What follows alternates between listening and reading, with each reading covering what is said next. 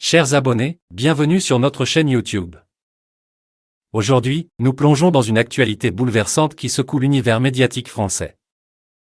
La tragique disparition de Gérard Leclerc dans un accident d'avion de tourisme soulève des questions troublantes, notamment la possibilité d'un message de détresse émis avant le crash. Restez avec nous pour en savoir plus sur cette enquête en cours.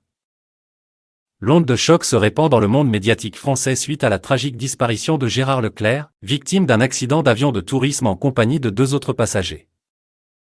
Les autorités sont à la recherche de réponses, cherchant à élucider le mystère entourant cet événement tragique, y compris la possibilité que le journaliste ait émis un message de détresse avant le crash.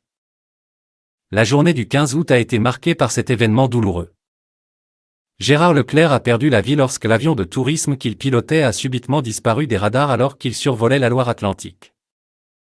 Depuis ce moment tragique, les autorités travaillent sans relâche pour reconstituer les circonstances qui ont conduit à ce drame.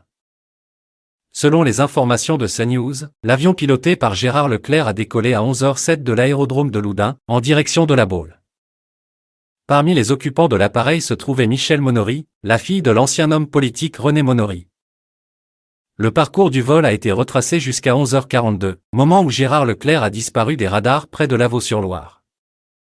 Bien que le journaliste ait signalé son entrée dans l'espace aérien de Saint-Nazaire à la tour de contrôle de l'aéroport de Nantes à 11h37, aucune alerte de détresse n'a été émise.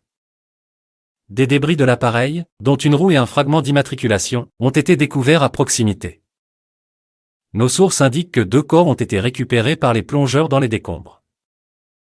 2 enquêtes distinctes sont en cours, une enquête judiciaire menée par la Brigade des transports aériens et le groupement de gendarmerie de Loire-Atlantique, et une enquête technique sous la responsabilité du Bureau d'enquête et d'analyse. Nous vous remercions de nous avoir rejoints pour comprendre les développements de cette tragédie.